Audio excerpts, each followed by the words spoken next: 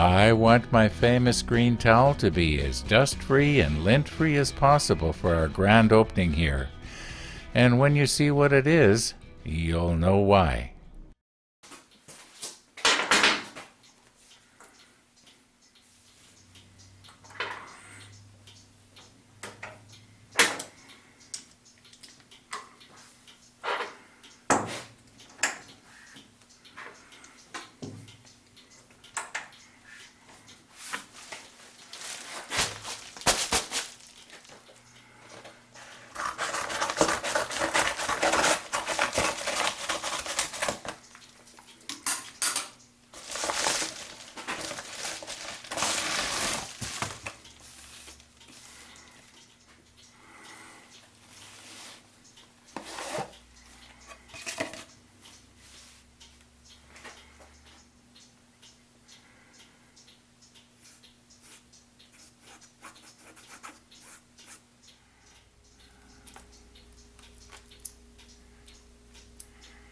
Now, maybe I'll start way back at the beginning when I was recognizing the name Bulova. In around 1962, I believe it was, or 1963 maybe, my parents subscribed to the National Geographic. As best I remember, it came once every 2 months. On the back, either just inside the flyleaf back cover or on the very back of the National Geographic, Bulova advertised their new watch, which at that time was the Accutron. Now, I can remember when the National Geographic used to come, first thing I'd do is I'd look at the front to see kind of like what's going to be inside, and then I would check the back to see if Bulova had a new ad for their Accutron. I was just fascinated by the idea that, this thing could work with a tuning fork. And I did a lot of research at that time to find out, how did it work? And I found out. Well, around 1966, I finally got my own Accutron. So this is not my first Bulova. Now, I haven't looked in there yet. I'm assuming there's a Bulova in there, not another Timex or something. No, I don't think Amazon would do that to me. However, my very first Bulova was an Accutron around 1966. And at that time, I believe it was around $180. Now, that was huge money back then, but I had to have one. And I had it up until around 1973, maybe 74, when I replaced it with this. This was, some of you may recognize it. That's the Seiko watch that came out, and of course it was the talk of the town. No moving parts, super accurate. Would set the calendar, I believe it said, until 2000 and 2008 or something. It would automatically set the calendar for a leap year. And well, back when I got this in 74, 2008, that was a million years away. I mean, yeah, it's kind of scary, eh? Anyway, so this replaced my Accutron. I gave my Accutron to my dad. He had it for a couple of years, and then something happened to it.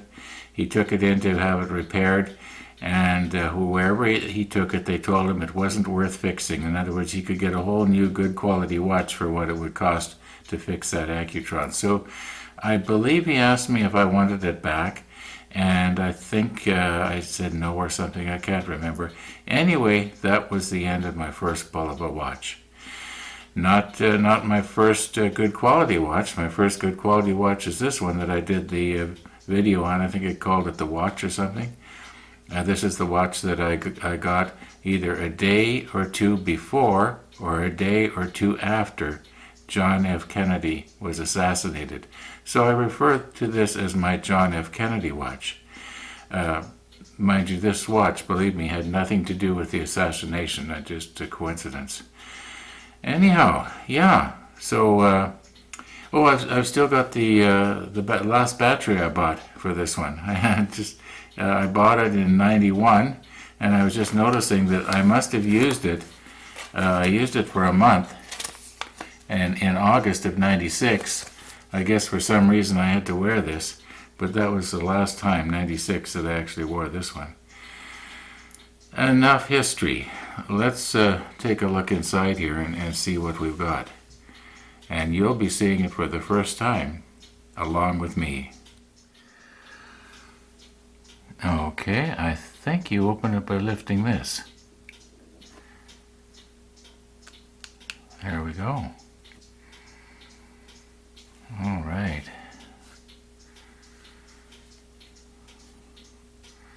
You know what? I think I'm going to put on rubber gloves here so I don't get my fingerprints all over it.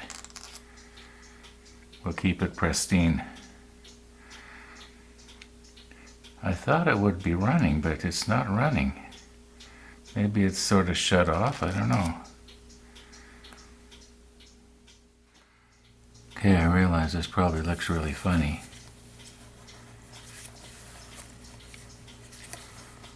Okay. At least now when I handle it, I'm not going to get it all greasy. What do we got here? A little tag. Tag says Bulova. Oh, see that price? Don't worry, I did not pay that. I noticed that there seems to be an instruction book in here. Okay, we'll take a look inside there. I'm just going to sit down and read this a little bit. And then we'll take a better look at this. It's by the way, it's a semi-skeleton watch. You can see through the back and you can see through the front. And those of you who have watched my workshop videos, you know I'm sort of a mechanical kind of guy, so a watch like this would really appeal to me. Let's just take this off. It's going to come off anyway. There, I hope I'm holding it right for you. No, I wonder why it's not running. Well, let's sit down and read the instructions. You know what they say, if all else fails, read the instructions. Okay, there's nothing wrong with the watch. Okay, I've got it set. I wound it very slightly and it started running instantly. I had thought that because, you know, it had been in courier for 36 hours or so, that, you know, it would have wound itself up. But it's that's what this weight is on the back. Let's see if I can get this strap open here. I've never had one like this, but I think you push it in and then it comes open. Yeah, there we go. Okay, so then this probably comes off somehow.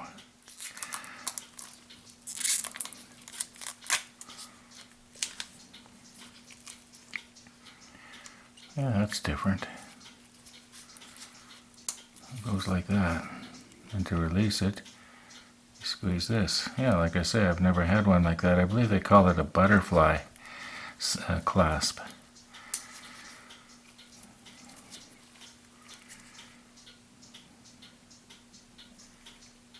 Well, you know what, guys? I'm very happy so far. I haven't seen anything that would indicate to me that it is not brand new. There's another little piece of plastic on the back here that has to come off. Okay, let's open this up again. Then I can get at it better.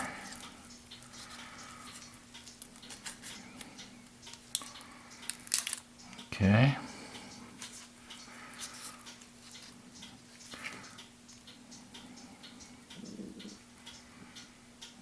Yeah, that seems to be all right. You know what we're going to do? We're going to stick on the macro lens and we're going to take a nice close look. I really like it.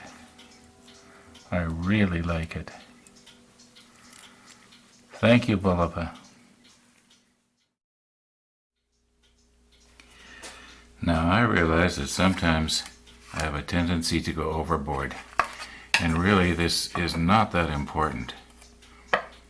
I just made up this little platform this morning here so that I can slowly rotate my new Bulova watch. Oh, by the way, it's the next day.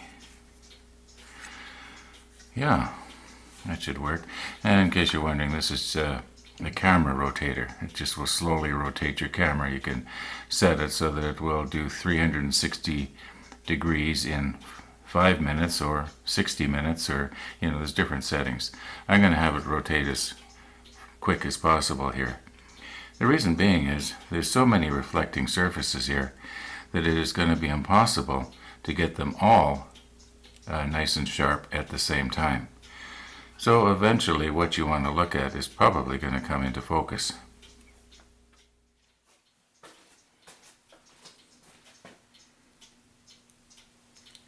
Now I realize this is not the macro lens. We'll put that on next.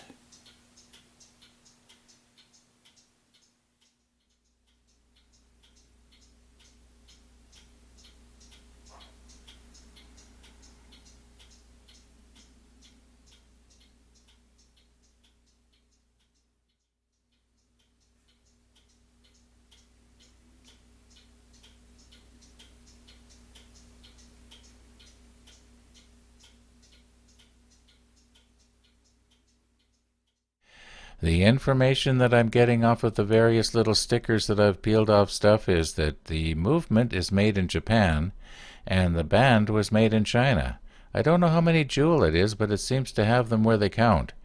And, is this a high-end Swiss-made Rolex type watch? Well, no, it's not. I can tell by looking at it. However, it's good enough for me, and I could have bought 50 of these for one high-end Rolex watch. I'm happy here. Well, I do believe it's time we stopped worrying about fingerprints. And we'll put my good old reliable Timex right there. And here we go.